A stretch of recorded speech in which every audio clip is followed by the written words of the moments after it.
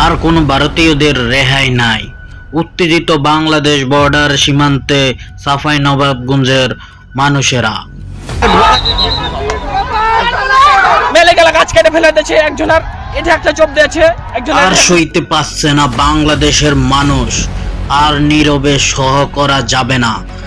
গতকাল বাংলাদেশের সীমানা এসে ভারতীয়রা বাংলাদেশে গাছ কেটে ফসল কেটে নিয়ে যাচ্ছে, আর তাতে উত্তেজিত বাংলাদেশ বর্ডার বিজিবি ও বাংলাদেশি নাগরিকেরা।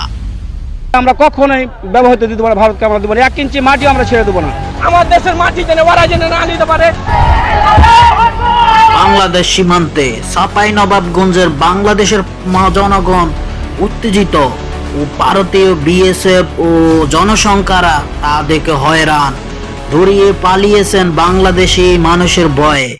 বাংলাদেশ আর কখনো নিশ্চুপ থাকবে না, জবাব দিবে। আর কখনো পতাকা বৈঠক হবে না, তার জবাব হাতে দিবে। আসো।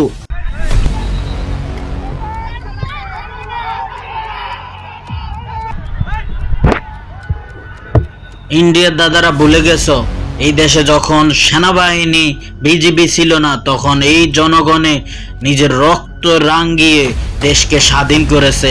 আর সেই দেশের লগে কখনো পাঙ্গা নিতে আসে না। বাংলাদেশের মানুষ ভদ্রতা এতদিন বজায় রেখেছে, আর কখনো এখন বাংলাদেশ জবাব দিবে।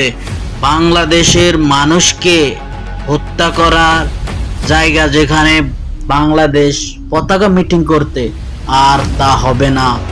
পতাকা মিটিং হবে না, গুলির বদলে গুলি চলবে, আর ইন্ডিয়ার দাদাগিরি চড়বে।